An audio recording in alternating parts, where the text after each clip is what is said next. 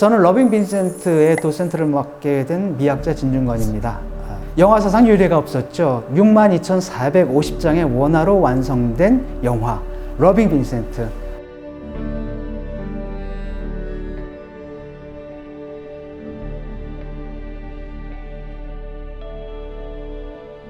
반 고흐는 아예 예술의 대명사가 되어버렸고요. 오늘날 화가 하면 머릿속에 대부분의 사람들이 떠올리는 그런 화가의 아이콘이 되어버렸습니다. 반 고흐는 네덜란드의 화가로 1853년에 태어나서 1890년에 37살의 나이로 요절한 천재적인 화가입니다. 인상주의에서 현대 미술로 넘어가는 가교의 역할을 한 굉장히 중요한 인물이지만 살아생전에는 작품을 단 하나밖에 팔아보지 못한 아주 불우한 화가이기도 했지요. 오늘날 우리가 빈센트 반 고흐를 알게 된 것은 테오와 빈센트가 나눈 그 편지를 테오의 아내가 사후에 영혼의 편지라 그래서 그걸 출판을 하게 됩니다. 그래서 수많은 사람들이 서신집을 통해 가지고 그의 불우한 삶, 불굴의 예술혼, 동생 테오와의 우정관계 이런 걸 통해 가지고 반 고흐라는 화가를 알게 되었죠.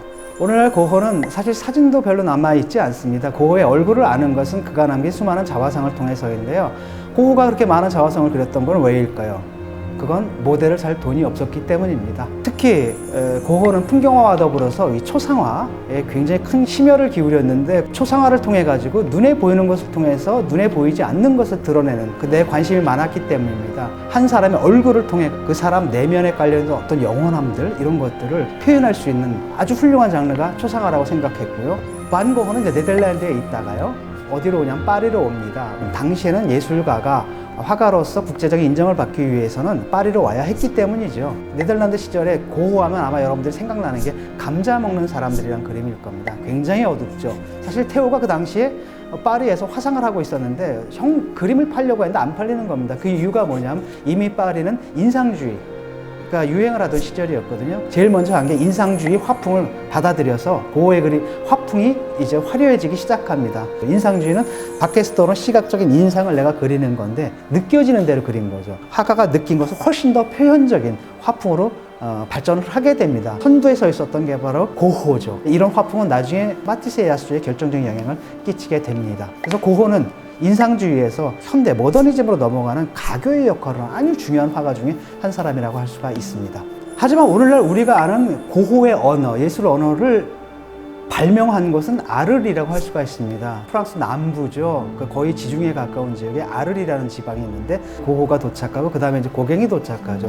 바로 그 시절에 고흐가 아주 수백 점의 유화를 남기면서 왕성하게 활동했던 시기이고요. 또 그 시절이 아마도 고흐가 제일 행복했던, 불행했던 그의 삶 중에서 그나마 행복했던 시절이 아닌가 싶습니다.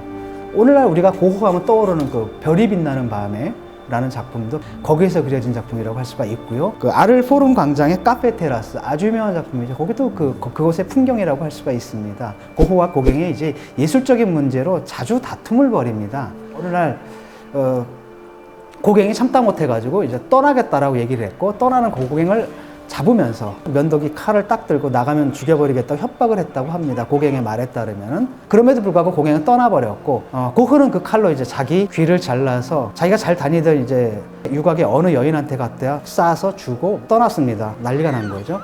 그 아르레에 있는 정신병원에 있다 생렘이라는 요양원에 들어가게 되는데 침실이 이제 아무래도 정신병원이다 보니까 쇠창살이 있었습니다. 그 쇠창살의 틈으로 봤던 그 풍경, 그게 그 유명한 이제 스타리 나이트, 별이 빛나는 밤의 그 장면입니다. 그 작품의 그 울트라마린 깊이를 알 수 없을 정도의 그 검푸른 그 풍경이 우리 같은 사람이 봐도 이게 정상적이지 않다라는 느낌을 줍니다. 여기서 이제 바로 광기와 예술성의 관계라는 아주 유명한 미학적인 문제가 제기되고요. 그때마다 이제 그 예로 제시되는 작품이 바로 그 작품이기도 하죠. 예, 생레비 병원에서 나온 고흐가 간 곳은 파리 근교의 오베르슈화즈라는 곳입니다.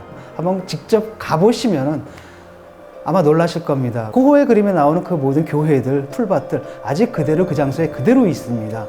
오베르의 평원들, 또 까마귀가 있는 밀밭, 고흐가 묵었던 그 하숙방 한 평도 안 될 것 같은 정말 작은 방, 거기서 자기 가슴에 총을 쏜 고흐가 피를 흘리면서 돌아와가지고 마지막 숨을 거두었죠. 이건 어떻게 말로 설명이 안 되는데 직접 가서 한번 느껴보시라고 하고 싶고요. 영화는 아르망이라는 청년이 그 고호가 남긴 편지를 들고 고호의 그 편지의 수신인인 테오를 찾아서 떠나는 여정으로 시작하지요. 아르망이라는 인물은 고호의 그 초상화로 유명하죠. 조셉 룰랭, 그 우편배달부죠. 우편배달부의 아들입니다.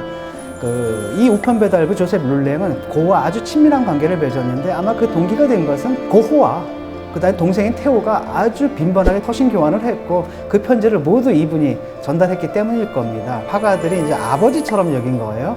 그래서 땅기 영감은 굉장히 성격이 쾌활했다고 합니다. 그리고 화구들을 팔았는데 아주 마음 좋게도 당시 이제 화가들이 가난하니까 물감 살 돈도 없잖아요. 그럼 물감을 이제 주면서 대신 그 대가로 그림을 받았다고 합니다. 그래서 그 화구상에 들어가면 마치 박물관이나 갤러리처럼 온갖 그림들로 가득 차 있었는데 대개 이제 인상파 전시회 같았다고 합니다. 마가릿 가시의 부다페스트 호텔이라는 영화에서 영화에 출연했던 시얼사 로넌, 바로 그 여인이 그 배우가 여기서 마가릿 가시의 역할을 했습니다.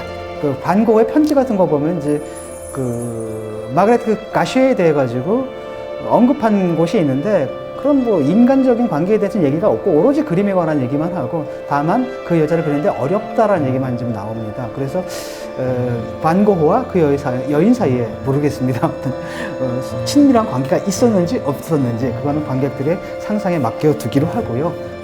폴 가시에는 오베르시흐와즈에 있을 때 고흐를 돌봐줬던 의사입니다.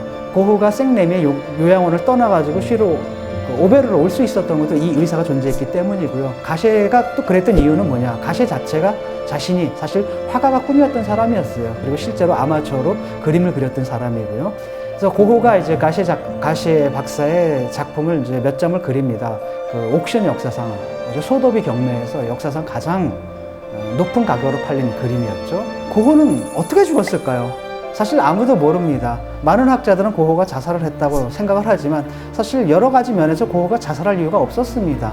왜냐하면 당시만 해도 고흐가 막 유명해지고 있었을 때입니다. 실제로 몇몇 학자들이 고흐의 삶을 추적하면서 타살의 가능성을 얘기하기도 했었지요. 고흐가 마지막 남긴 말이 뭐였느냐면 경감한테 그런 말을 했거든요. 범인을 찾으려고 하지 마십시오.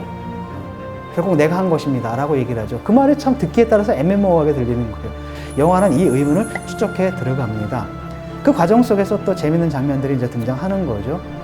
고흐의 그림 속에서 봤던 그 풍경이 갑자기 살아나면서 이야기가 이렇게 전개되고 고흐의 그림 속에서 봤던 그 인물들이 나와가지고 갈등 구조를 맺으면서 스토리가 진행이 되는 겁니다. 그러니까 마치 우리가 고흐의 얼굴을 그의 자화상을 통해서 알듯이 당시 고흐가 살았던 당시의 그 프랑스 예술계들 그리고 고흐를 둘러싸고 있던 여러 가지 정황들이 고흐의 유화 작품들, 풍경화를 그리고 초상화를 통해 가지고 생생하게 마치 오랜 100여 년의 동결 끝에서 녹아서 살아나는 듯이 다시 눈앞에 펼쳐지는 그런 광경을 맛보실 수 있을 겁니다. I would like to show by my work what this nobody has in his heart. Your loving Vincent.